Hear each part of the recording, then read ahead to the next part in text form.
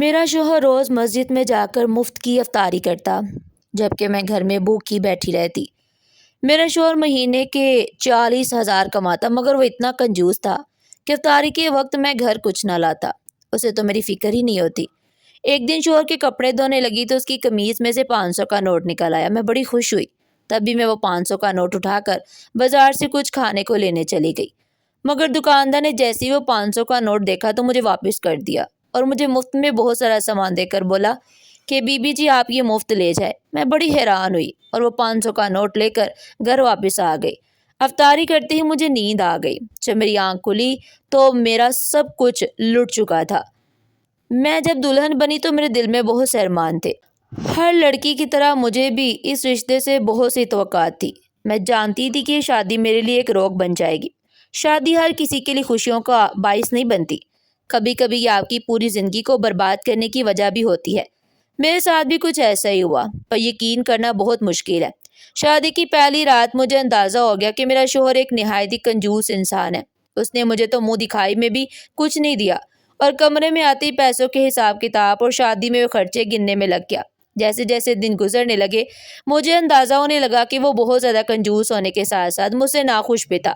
میں ایک غریب گھرانے سے تعلق رکھتی تھی اور میرے گھر والے میرے شوہر کو شادی میں وہ سب کچھ نہیں دے سکے جس کی اسے ہم سے توقع تھی۔ وہ ہر بات پر یہی جتاتا رہتا کہ میں خالی ہاتھ اٹھ کر اس کے گھر میں آ گئی ہوں۔ میں بنا کسی جرم کے اس کے آگے چور سی بن جاتی۔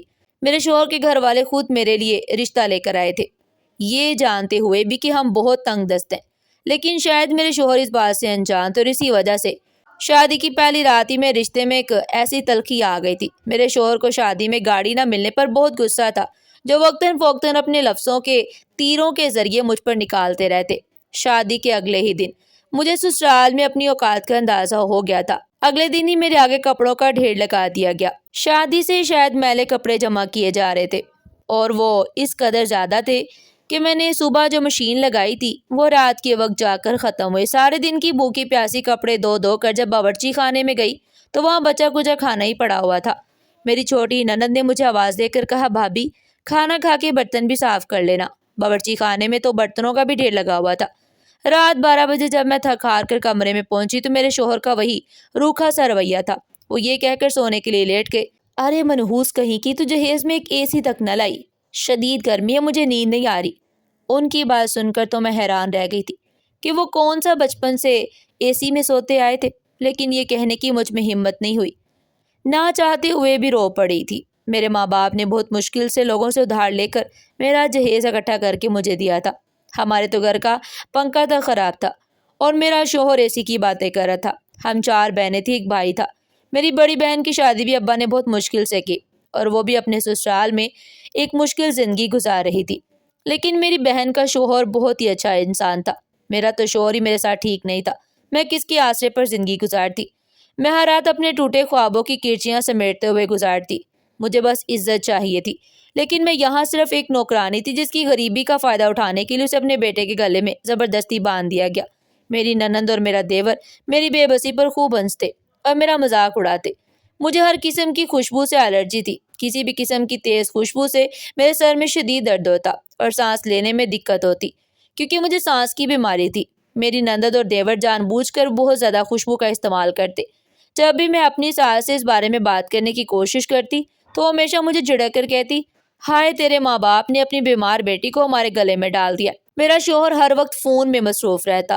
میں جیسے ہی کمرے میں جاتی وہ اپنا فون لے کر کمرے سے باہر نکل جاتا اور میں جب بھی اسے روکنے کی کوشش کرتی تو اس کا ایک ہی طعنہ ہوتا، ارے کمرے میں گرمی بہت ہے، جہیز میں ایک اے سی تک نہیں لائی، جبکہ میری غیر موجودگی میں وہ سارا دن اسی گرم کمرے میں گزار دیتا تھا۔ میں چھوٹی چھوٹی خوشیوں کے لیے ترس کر رہ گئی تھی۔ شدید بیماری کے باوجود بھی سارے گھر کا کام کرتی۔ میں جب بھی اپنے گھر جانے کا کہتی تو میرا شوہر کہتا، اپنے بھائی کو بلا لو اور چلی جاؤ۔ مجبوراً مجھے اپنے بھائی کو بلانا پڑتا۔ میرا بھائی ایک خوبصورت اور سلجھا ہوا لڑکا تھا، وہی توبہ کے ساتھ مل کر ہمارا گھر چلا رہا تھا اور میری شادی کے بعد تو اس کی بہت اچھی نوکری بھی لگ گئی تھی۔ اس دفعہ میرا بھائی جب مجھے لینے آیا تو میری ساس کا رویہ اس کے ساتھ بہت ہی اچھا تھا۔ میں حیران تھی کہ پہلی دفعہ میرے میکے میں سے کسی کو عزت دی جا رہی تھی اور پھر میری حیرت ہی نہیں رہی جب میری چھوٹی ننند میرے بھائی کے لیے سرخ رنگ کا شربت بنا کر لائی۔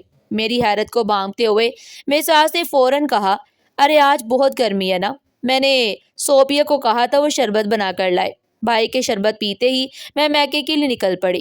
میرا ارادہ تھا کہ میں گھر جاتے ہی اپنے ماں باپ سے بات کروں گی اور انہیں اپنے سسرال والوں کے بارے میں بتاؤں گی، لیکن وہاں جا کر مجھے پتا چلا کہ میری چھوٹی بہن کا رشتہ ہو گیا ہے۔ ماں باپ بہت خوش تھے، ایسے میں نے ان کو پریشان کرنا مناسب نہیں سمجھا، اسے میں نے اپنے ہونٹ سی لیے۔ جب میں گھر واپس گئی تو میری ساس کو اپنی بہن کے رشتے کا بتایا۔ یہ سن کر میری ساس بولی، تجھے بس اپنی ہی بہن کی فکر ہے، کبھی اپنی نند صوبیہ کے بارے میں بھی سوچا ہے؟ اس کی بھی شادی کی عمر ہو گئی ہے، تمہارا بھائی خیر سے اچھا کماتا ہے، اپنے گھر والوں سے کہو کہ اگر صوبیہ کا رشتہ مانگ لے۔ یہ سن کر تو میں دھنگ رہ گئی، میرا بھائی تو پہلے سے ہی منگنی شدہ تھا۔ میں نے جیسے ہی اپنی ساس کو بتایا تو وہ مجھے جھوٹا کہنے لگی۔ میں نے انہیں بتایا میرے بھائی کی بچپن میں ہی خالہ کی بیٹی کے ساتھ منگنی ہو گئی تھی، جس پر انہوں نے عجیب بات کہہ دی، ارے تم لوگ منگنی توڑ دو، اس میں کون سی بڑی بات ہے، صوبیہ کی شادی تو تمہارے بھائی سے ہی ہوگی، ورنہ میں تمہیں جینے نہیں دوں گی۔ میں نے جب اپنے بھائی سے بات کی تو اس نے صاف انکار کر دیا کہ وہ اپنی منگیتر سے بہت محبت کرتا تھا، اور یوں میرے لیے ایک نیا میدان جنگ بن گیا۔ اب تک میری غریبی گناہ تھی، اب تو میرے بھائی کا انکار بھی میرا جرم بن گیا تھا۔ زندگی بہت ہی بوجھ بن گئی تھی، نہ ڈھنگ کا کھانا نہ ہی آرام۔ انہی دنوں ماہ رمضان کا مہینہ شروع ہو چکا تھا۔ میرے شوہر افطاری مسجد میں کر کے گھر آتے، دیور اور ننند بھی افطاری کے وقت کہیں چلی جاتی اور ساس بنا بتائے محلے میں کسی کے گھر جا کر افطاری کراتی۔ افطاری کے وقت میں گھر میں اکیلی ہوتی، میرے پاس اپنے لیے 1 روپیہ تک نہ ہوتا اور گھر میں بھی کھانے کو کچھ نہیں ہوتا تھا۔ لیکن ایک دن میری قسمت جاگ گئی، جیسے میں نے سارے گھر کے کپڑے دھونے کے لیے جمع کیے تو میرے شوہر کے کپڑوں میں سے اچانک ہی 500 کا نوٹ نکل آیا۔ میری خوشی کی انتہا نہ رہی، سوچا کہ آج میں بھی مزے کی افطاری کروں گی۔ میں یہی سوچ رہی تھی کہ اچانک اس نوٹ سے آنے والی تیز خوشبو کی وجہ سے میرے سر میں شدید درد ہونا شروع ہو گیا تھا۔ مجھے سانس لینے میں دشواری ہونے لگی تو کپڑے دھونے کا کام بھی بہت مشکل ہو چکا تھا، اب مجھ سے کوئی کام نہیں ہو سکتا تھا۔ اسے میں نے سوچا کہ پہلے میں اپنی دوائی کھا لوں۔ میرے پاس یہ دوا موجود تھی۔ جیسے ہی میں نے کمرے میں آ کر دیکھا تو میں دیکھ کر حیران رہ گئی کہ میری تو دوا ختم ہو چکی تھی۔ میری حالت شدید خراب ہونے لگی۔ اس وقت گھر میں میرے سوا کوئی بھی نہیں تھا۔ میری ننند اور دیور دونوں ہی صبح سے غائب تھے اور ان کے جانے کے بعد میری ساس بھی محلے میں کسی کے گھر گئی ہوئی تھی۔ افطاری کا وقت بھی ہونے والا تھا۔ میں نے سوچا کہ گلی کے کونے والے میڈیکل سٹور سے ہی دوائی افطاری کے لیے کچھ کھانے کو لے آتی ہوں تاکہ آج میں بھی مزے کی افطاری کروں۔ میرے ماں باپ نے جن حالات میں میری شادی کی تھی، میرے لیے ضروری تھا کہ میں ہر طرح سے اپنی شادی کو نبھاؤں۔ ہم جیسے لوگوں میں بیٹیوں کو بہاتے وقت یہی کہا جاتا ہے کہ شوہر کے گھر سے مر کر ہی نکلنا ہے، حالات کتنے ہی بدتر کیوں نہ ہو، واپس ہی پلٹنے کا کوئی راستہ نہیں ہوتا۔ میں بھی مجبوری میں اس رشتے کو گھسیٹ رہی تھی۔ میں یہی 500 کا نوٹ لیے میڈیکل سٹور پر چلی گئی۔ میڈیکل سٹور والے نے نوٹ کو ہاتھ میں لے لیا اور نہ جانے کیوں مجھے واپس کر دیا اور ساتھ میں دوائی بھی تھما دی۔ میں حیران تھی کہ بنا پیسوں کے وہ مجھے دوا کیوں دے رہے، لیکن اس نے کہا، بہن جی پیسوں کی کوئی بات نہیں، آپ یہ دوا مفت لے جائیں۔ مجھے تو یہ بات جیسے غنیمت محسوس ہوئی اور پھر میں جلدی سے سامان لے کر گھر آ گئی۔ جیسے افطاری کا وقت ہوا میں نے روزہ کھول کر دوائی کھا لی۔ میں نے سوچ لیا تھا کہ رات اپنے شوہر کو اس 500 کے بارے میں بتاؤں گی۔ میرے شوہر کو یہ نوٹ یاد بھی ہے یا نہیں، کیونکہ وہ 1 روپیہ گن کر رکھتا تھا۔ میں نے نوٹ اپنے تکیے کے نیچے چھپا دیا اور دوا کھا لی۔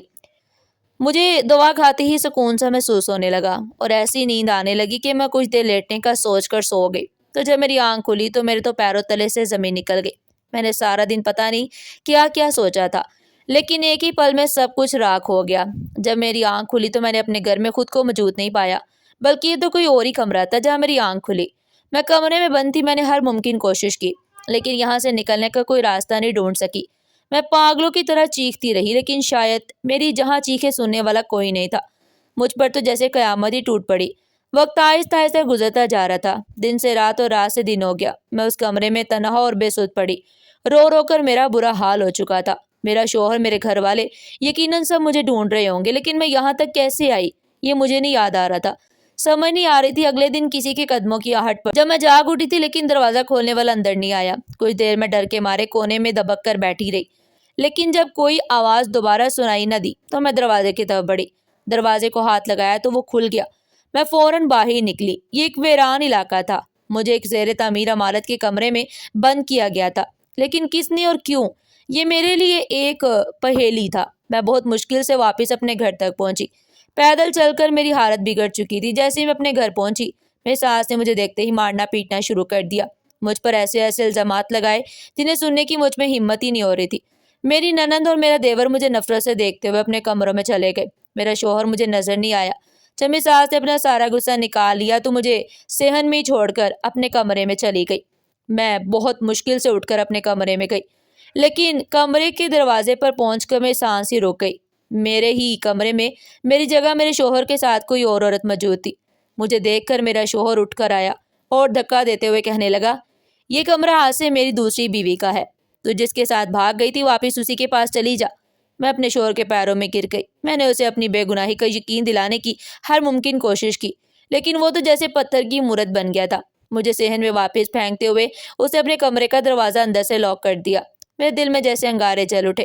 میرے شوہر نے میری غیر موجودگی میں مجھے تلاش کرنے کی بجائے دوسری شادی کر لی تھی، اور میری ساس نے میری بد کرداری کے قصے گھر گھر سنا ڈالے تھے۔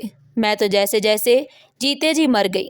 بہت دیر تک رونے دھونے کے بعد جب میرا دماغ کچھ کام کرنے لگا تو میں نے سوچا کہ فی الحال ننند کے کمرے میں پناہ لے لوں، لیکن اس کے دروازے پر پہنچ کر جو کچھ میں نے سنا اس کے بعد مجھے کڑی سے کڑی جوڑنے میں زیادہ وقت نہیں لگا۔ میں جان گئی تھی کہ میرے ساتھ کیا ہوا ہے، لیکن مجھے خود کو بے گناہ ثابت کرنا تھا، کیونکہ ہمارے معاشرے میں گھر کے ایک فرد کی غلطی کی سزا سارے گھر والوں کو برابر سے ملتی ہے۔ اگر کوئی ایک بیٹی گھر سے بھاگ جائے تو باقی بیٹیاں گھر بیٹھی بیٹھی بوڑھی ہو جاتی ہیں۔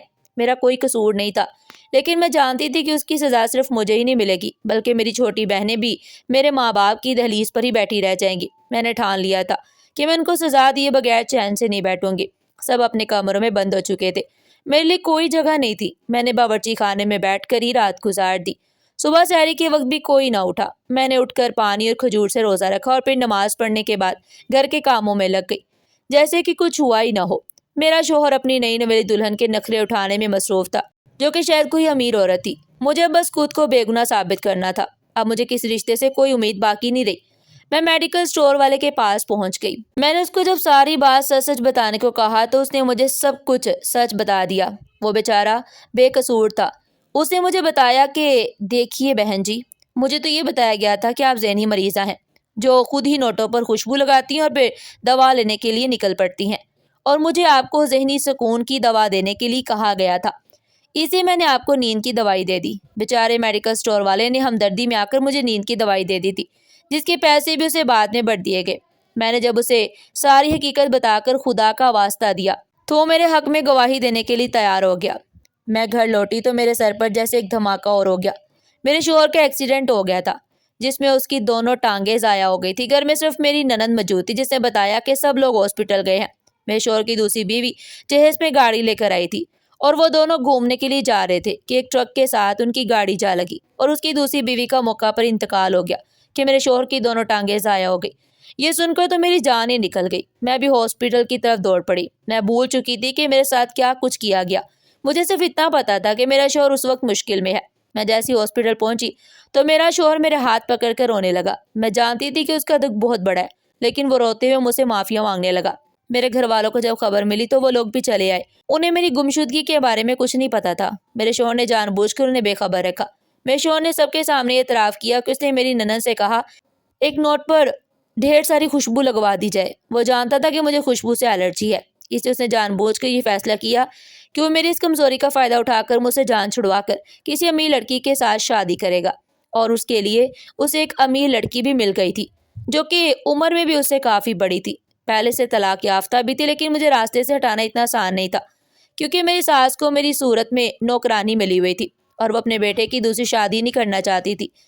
اس لیے ایک دن جب میں کپڑے دھونے لگی، اس طرح وہ نوٹ میرے ہاتھ میں آیا، جس کی خوشبو سے میرے سر میں درد شروع ہو گیا۔ میڈیکل سٹور والے کو میرے شوہر نے پہلے ہی بتا دیا تھا کہ میری بیوی دماغی مریض ہے، اور وہ خود ہی نوٹوں پر خوشبو لگا کر سامان لینے نکل پڑتی ہے۔ اگر وہ تمہارے پاس آئے تم اسے نیند کی دوا دے دینا، اس کو سکون آ جائے، اور اسے پیسے نہ لینا، پیسے میں دوں گا۔ اس لیے میڈیکل سٹور والے نے وہ نوٹ ہاتھ میں لیتے ہی خوشبو محسوس کی، اسے مجھے نیند کی دوائی دے دی، اور جیسے ہی میں گھر آئی تو تھوڑی دیر میں مجھے نیند آ گئی، اور میرے شوہر نے مجھے اٹھا کر ایک اور جگہ لے جا کر وہاں بند کر دیا، اور خود ہی 3 دن تک وہاں بند رکھا۔ 3 دن کے بعد اس نے کسی آدمی کے ذریعے مجھے وہاں سے رہا کروایا، لیکن تب تک مجھ پر بد کرداری کا دھبا لگ چکا تھا۔ میری ساس ایک بد کردار بہو کو قبول نہیں کر سکتی تھی، اور میرے شوہر کا منصوبہ کامیاب ہو گیا تھا۔ لیکن میری نند یہ سب جانتی تھی، لہٰذا جب میں رات کو سونے کے لیے اس کے کمرے کے باہر پہنچی تو میں نے اسے کسی سے کہتے سنا کہ اس کے بھائی نے یہ سب کچھ جان بوجھ کر کیا تاکہ وہ ایک امیر عورت سے شادی کر کے اپنا فیوچر سنوار سکے، لیکن اس کا مستقبل سنوارنے کی بجائے ختم ہو چکا تھا۔ قدرت نے اس کے لیے یہی لکھا تھا، وہ اس سے زیادہ کسی صورت حاصل نہیں کر سکتا تھا۔ میری شوہر کی دونوں ٹانگیں ضائع ہو گئی تو اسے احساس ہوا کہ وہ اپنی اوقات سے زیادہ اڑان بھرنے کی کوشش کر رہا تھا اور اپنے نصیب سے زیادہ پانے کی جستجو کر رہا تھا، لیکن وہ سب اس کے نصیب میں نہیں تھا۔ جب اس نے مجھ سے معافی مانگی تو میں نے اسے کھلے دل سے معاف کر دیا۔ میری ساس بھی سارا سچ جان چکی تھی، وہ بھی مجھ سے معافیاں مانگ رہی تھی۔ میرے رب نے خود ہی مجرموں کو سزا دے دی تھی، انہیں دینے کے لیے صرف معافی تھی۔ اب خوشیاں میری منتظر تھی، کیونکہ میرا شوہر اپاہج ضرور ہوا تھا لیکن میری نظر میں اب وہ ایک مکمل انسان بن چکا تھا۔ اب میرے شوہر نے جاب چھوڑ کر گلی میں ایک کریانے کی دکان بنا لی اور اب ہم ہنسی خوشی زندگی گزار رہے ہیں۔ ناظرین، آپ کو آج کی ہماری کہانی کیسی لگی؟ کمنٹ سیکشن میں اپنی قیمتی رائے کا اظہار ضرور کیجیے گا۔ سبق آموز اور دلچسپ کہانیاں سننے کے لیے ہمارے چینل کو سبسکرائب کریں۔ ویڈیو پسند آئی ہو تو ویڈیو کو لائک کریں اور جتنا ہو سکے اس کو شیئر کریں۔ پھر ملتے ہیں ایک نئی اور سبق آموز کہانی کے ساتھ، تب تک کے لیے اللہ حافظ۔